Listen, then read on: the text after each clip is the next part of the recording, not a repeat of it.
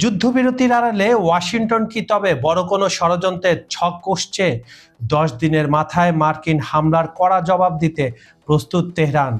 দোহায় মুখোমুখি বৈঠক না হলেও লেবানন পরিস্থিতি নিয়ে ট্রাম্প প্রশাসনকে চূড়ান্ত আলটিমেটাম দিয়েছে ইরান।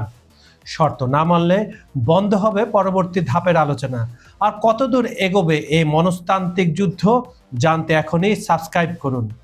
লেবাননে আগ্রাসন বন্ধ না হলে যুদ্ধের হুঁশিয়ারি ইরানের।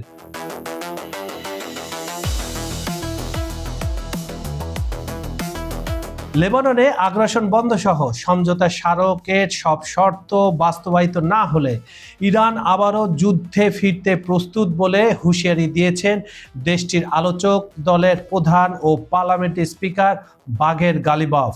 তিনি জানান, বৈঠকের সিদ্ধান্ত অনুযায়ী লেবানন পরিস্থিতি নিবিড়ভাবে পর্যবেক্ষণ করছে।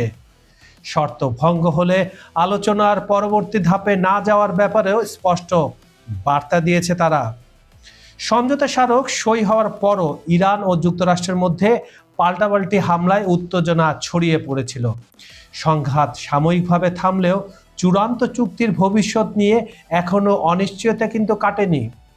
বর্তমানে দু দেশের প্রতিনিধিরাই কাতারের দোহায় অবস্থান করছেন এবং কাতারি প্রতিনিধিদের সাথে আলাদা বৈঠক করছেন। এখানে পাকিস্তান মাইনাস হয়ে গেছে, কিভাবে তা পরে বলছি। তবে এই দফায় ওয়াশিংটন ও তেহরানের মধ্যে সরাসরি মুখোমুখি বসার কোনো সম্ভাবনা নেই। মুখোমুখি বৈঠক না হলেও দুপক্ষের মধ্যে কারিগরি আলোচনা চলছে বলে নিশ্চিত করেছে মধ্যস্থতাকারী দেশ কাতার। ইরানের স্পিকার গালিভভ জানান, আপাতত তারা সমঝোতা স্মারক মেনে চলতে দৃঢ় প্রতিজ্ঞ। তবে লেবাননের যুদ্ধ বন্ধ এবং দেশটির সার্বভৌমত্ব পুনরুদ্ধারের বিষয়টি তদারকির লক্ষ্যে ইরান, যুক্তরাষ্ট্র ও লেবাননের সমন্বয়ে একটি যৌথ কমিটি গঠনের সিদ্ধান্ত নেওয়া হয়েছে, যার কার্যক্রম বর্তমানে প্রক্রিয়াধীন। বন্ধুরা, এখানে কিন্তু একটা বড় খেলা হয়ে গেছে। আপনারা কি সেটা ধরতে পেরেছেন? ইসলামাবাদ বৈঠক প্রথম হলো, পাকিস্তান এটার মধ্যস্থতা করলো 40 দিনের বড় যুদ্ধের পরে। তাদেরকে মার্কিন যুক্তরাষ্ট্র সামনে নিয়ে আসলো এবং প্রথম দফার আলোচনা ইসলামাবাদে হয়েছিল, দ্বিতীয় দফা আলোচনা আর ইসলামাবাদে হয়নি, পরে কাতার সামনে চলে আসলো। কেন পাকিস্তান পিছিয়ে পড়লো? কারণ হচ্ছে পাকিস্তানের ভেতরে আবার শুরু হয়েছে অস্থিরতা এবং অস্থিরতার পেছনে ভারত কাজ করছে এবং আফগানিস্তানকে দিয়ে কাজ করাচ্ছে তারা। এই নিরাপত্তাহীনতার কারণে কিন্তু বৈঠকটা এখন হচ্ছে কাতারের দিকে। পাকিস্তানের ইমেজটা বাড়ছিল, কিন্তু ভারতীয় চালের কারণে পাকিস্তান এখানে মাত হয়ে গেছে। পরবর্তীতে দেখা যাক আর কোনো বৈঠক পাকিস্তানে হয় কিনা, যদি শান্তিপূর্ণ অবস্থায় ফিরে আসে পাকিস্তান। এদিকে গালিফভ আরও দাবি করেন, সমঝোতার শর্ত অনুযায়ী মাইন অপসারণ সহ হরমুজ প্রণালীর যাবতীয় প্রতিবন্ধকতা দূর করতে কাজ করছে ইরান।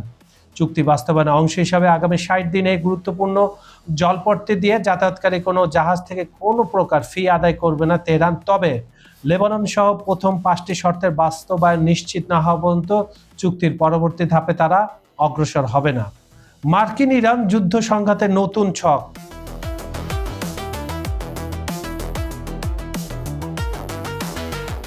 ইরান ইস্যুতে মার্কিন প্রেসিডেন্ট ডোনাল্ড ট্রাম্পের কৌশল নিয়ে আন্তর্জাতিক অঙ্গনে নতুন করে চাঞ্চল্য তৈরি হয়েছে। সংবাদ মাধ্যমের দাবি, যুদ্ধবিরতির আড়ালে তেহরানের বিরুদ্ধে একটি দীর্ঘমেয়াদী মাইন্ড গেমের ছক সাজাচ্ছে ওয়াশিংটন। যুক্তরাজ্য ভিত্তিক সংবাদ মাধ্যম ওয়াল স্ট্রিট জার্নাল এবং ইসরায়েলি সংবাদ মাধ্যম দ্য জেরুজালেম পোস্টের প্রতিবেদনে ইঙ্গিত দেওয়া হয়েছে, ইরানকে পুরোপুরি বাগে আনতে ভেতরে ভিন্ন কোনো বড় ষড়যন্ত্র করছে মার্কিন প্রশাসন। এই উত্তেজনা পারদ আরও বাড়িয়ে দিয়েছে মার্কিন কেন্দ্রীয় কমান্ডের সাম্প্রতিক কিছু দৌড়ঝাঁপ। জানা গেছে, গত 18 জুন ইরানের সাথে একটি সাময়িক সমঝোতা চুক্তি হওয়ার মাত্র 10 দিনের মাথায় দেশটির উপকূলীয় অঞ্চলে বিচ্ছিন্ন হামলা চালায় যুক্তরাষ্ট্র। মার্কিন প্রতিরক্ষা মন্ত্রী পিট হেগসেথ এবং শীর্ষ সামরিক কর্মকর্তা জেনারেল ড্যান কেইনের সাথে ট্রাম্পের দফায় দফায় বৈঠকের পর এই হামলার ঘটনা ঘটে, যা মধ্যপ্রাচ্যে নতুন করে যুদ্ধের কালো মেঘ ডেকে এনেছে। গত 2 দিন কোনো হামলা হয়নি, এটা ভালো কথা, কিন্তু মার্কিন যুক্তরাষ্ট্র চাচ্ছে পুরো প্রক্রিয়াটা সাজিয়ে 6 লাখের মতো সৈন্য আর ওইদিকে কুর্দি বাহিনীকে ঠিক করে ইরানে স্থল অভিযান চালানোর মতো দুঃসাহস তারা দেখাবে, শেষ কামড়টা তারা মারবে। ইরানও বসে নেই, ইরানও তৈরি হয়ে বসে আছে। আর এই ব্যাপারে বিশ্লেষকদের মত হচ্ছে, ট্রাম্প প্রশাসন এখনই কোনো বৃহৎ বা সর্বাত্মক স্থল অভিযানে জড়াতে চাচ্ছে না, সময় নিয়ে করবে। After November election, mid term বা আগে হতে পারে, ঠিক নাই ট্রাম্পের। কারণ বড় যুদ্ধে জড়ালে চলমান কূটনৈতিক প্রচেষ্টা ব্যাহত হতে পারে এবং সেই সুযোগে ইরান পারমাণবিক অস্ত্র অর্জন করে ফেলতে পারে। তাই ইরানকে পারমাণবিক সমৃদ্ধকরণ থেকে দূরে রাখতে এবং পরিস্থিতি উত্তপ্ত রাখতে তেহরানের ওপরে ধরনের বিচ্ছিন্ন নিয়ন্ত্রিত হামলা চালিয়ে যাওয়ার কৌশল নিয়েছে মার্কিন সামরিক কমান্ড। এদিকে ট্রাম্পের এই আগ্রাসী নীতির জবাবে কড়া হুঁশিয়ারি দিয়েছে ইরানের সর্বোচ্চ প্রতিরক্ষা বাহিনী।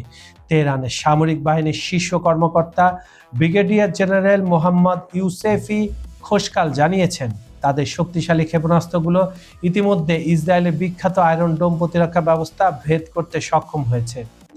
আকাশ প্রতিরক্ষা, অত্যাধুনিক ড্রোন এবং দ্রুতগতির ক্ষেপণাস্ত্র তৈরিতে ইরান এখন যে কোনো সময়ের চেয়ে অনেক বেশি স্বাবলম্বী। তবে এই সংঘাতের সবচেয়ে উদ্বেগের জায়গাটি হলো পারমাণবিক অস্ত্রের ইঙ্গিত। ইরানের সামরিক বাহিনীর অভ্যন্তরে এখন জোরালো দাবি উঠেছে, মার্কিন ও ইসরায়েলি আগ্রাসন রুখতে পারমাণবিক অস্ত্র তৈরি করার কোনো বিকল্প নেই। আন্তর্জাতিক মহলে তাই গুঞ্জন উঠেছে, ইরান কি তাহলে তাদের সমৃদ্ধ ইউরেনিয়াম ব্যবহার করে গোপনে পারমাণবিক বোমা তৈরির দিকে এগিয়ে যাচ্ছে? যদিও ইরান সরকারের পক্ষ থেকে এখন এই বিষয়ে আনুষ্ঠানিক কোনো বিবৃতি দেওয়া হয়নি। ট্রাম্প ইরানকে হুঁশিয়ারি দিয়ে বলেছেন, শর্ত না মানলে যে কোনো সময় পুরোদমে যুদ্ধ শুরু হতে পারে। অন্যদিকে তেহরানও স্পষ্ট জানিয়ে দিয়েছে, তারা মার্কিন প্রশাসনের কোনো আশ্বাসে ভরসা রাখছে না। দুই পক্ষের এই অনড় অবস্থান এবং মনস্তাত্ত্বিক যুদ্ধ শেষ পর্যন্ত মধ্যপ্রাচ্যকে কোন ভয়াবহ পরিণতির দিকে নিয়ে যায়, এখন সেটাই দেখার বিষয়। বন্ধুরা, আজ এ পর্যন্তই। তবে যাওয়ার আগে প্রশ্নটা রেখেই যাচ্ছি, ওয়াশিংটনের এই গভীর চালের পাল্টা জবাব কি তবে দিতে চলেছে তেহরান?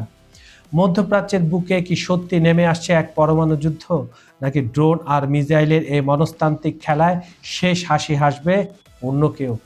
চোখ রাখুন আমাদের পর্দায়। আন্তর্জাতিক রাজনীতির ভেতরের খবর সহ সব আপডেট সবার আগে পেতে এখনই চ্যানেলটি সাবস্ক্রাইব করুন এবং বেল আইকনটি চেপে রাখুন। আমি কাজল হায়দার আজকের মতো বিদায় নিচ্ছি। দেখা হবে পরের ভিডিওতে মধ্যপ্রাচ্যের আরও এক বিস্ফোরক ইস্যু নিয়ে। ততক্ষণ পর্যন্ত ভালো থাকুন, আন্তর্জাতিক দাবার চালের ওপর কড়া নজর রাখুন আর অবশ্যই নিরাপদে থাকুন। আল্লাহ হাফেজ।